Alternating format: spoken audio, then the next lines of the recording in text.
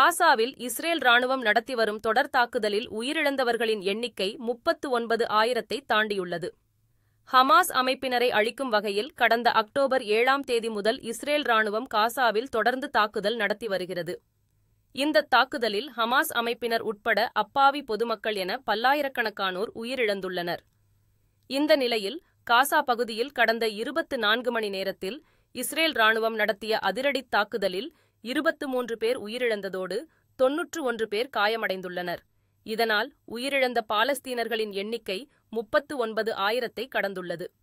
தொடர் தாக்குதலில் 89,000-க்கும் மேற்பட்டோர் காயமடைந்துள்ளனர்.